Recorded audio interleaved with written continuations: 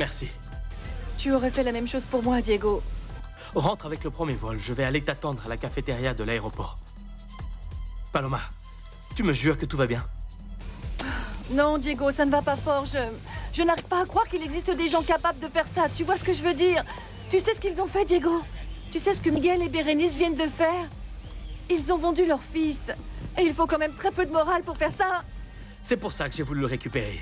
Parce que je sais que Miguel ne le verra jamais comme son fils. Et Bérénice encore moins. Avec moi, il va au moins avoir un père. Paloma. Et si toi, tu l'acceptes? On se voit à Mexico, Diego. Oui, c'est d'accord. À plus. Jeremy, j'ai eu Paloma. Elle va bien. Ne t'inquiète pas, oui?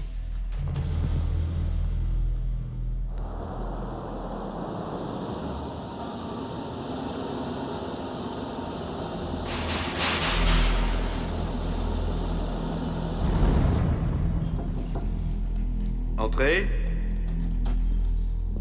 Monsieur, pardon de vous déranger.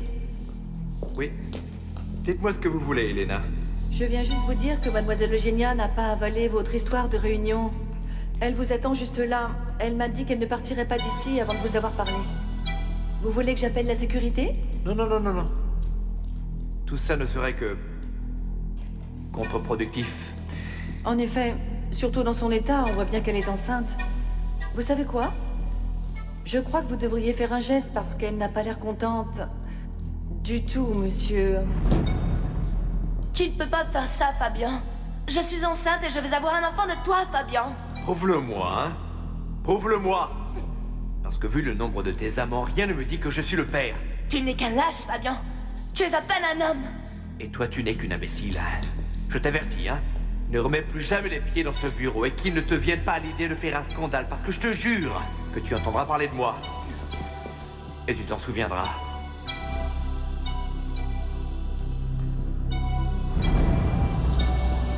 Trois années plus tard. 3 années plus tard. Une de plus que tu me dois, Elena. Une de plus que tu me dois.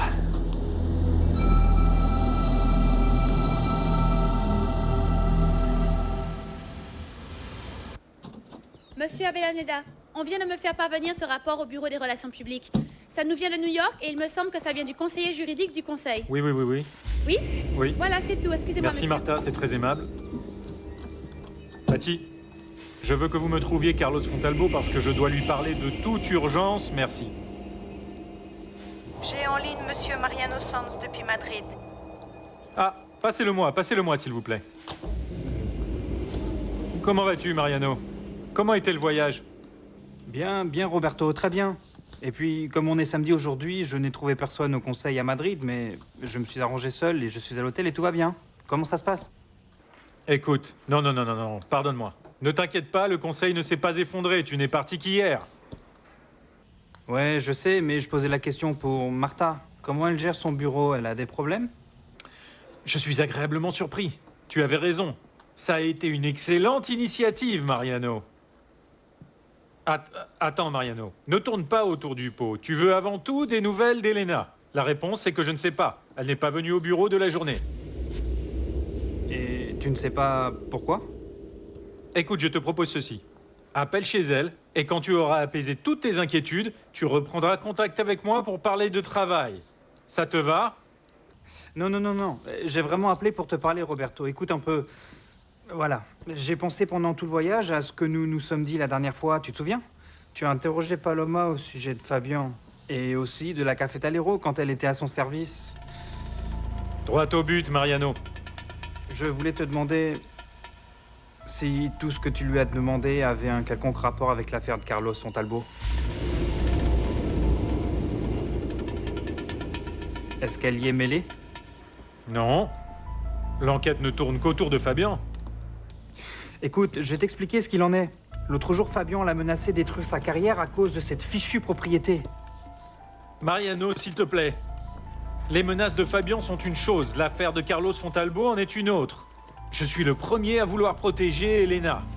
Si un scandale devait l'éclabousser, ça l'affecterait elle, mais aussi tout le conseil. Roberto, sors-la d'ici. Envoie-la à Londres avant qu'il lui fasse du mal. Je suis sûr que Fabian trame quelque chose contre elle. S'il te plaît. Je ne te comprends pas, Angela.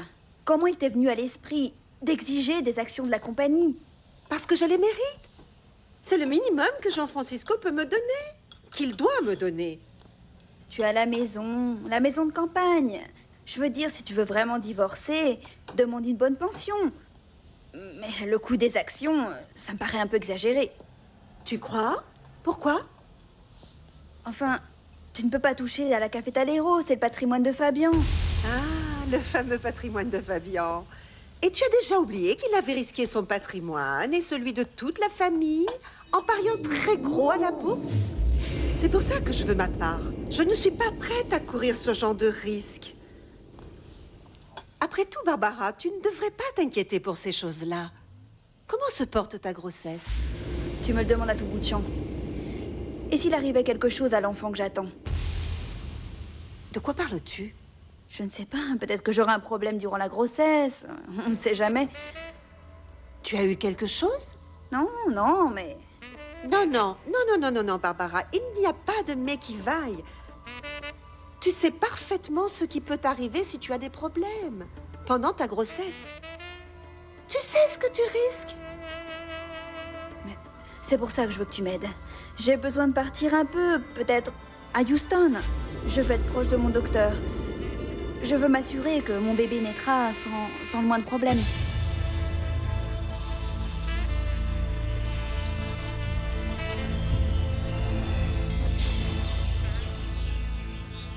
Regarde, tu es arrivé à ta nouvelle maison, mon bonhomme. Ici, on va prendre soin de toi et t'aimer beaucoup. Tu m'aides? Diana, tu exagères. Alors ça? Oh mais non, qu'est-ce que ne ce bébé pleure pas. fait ici chez moi? Nous sommes allés sauver ce petit et l'amener dans sa nouvelle famille. Miguel l'avait enfermé dans la salle de bain. Il va rester ici? Et alors où, grand-mère? Toi non plus, tu ne veux pas le voir? Regarde. Mon tout petit, viens là, mon tout petit. Rien de tout ce qui t'arrive n'est de ta faute, mon garçon. Rien de tout ça n'est de ta faute. Nous allons attendre que Diego arrive. Nous devons parler de ça.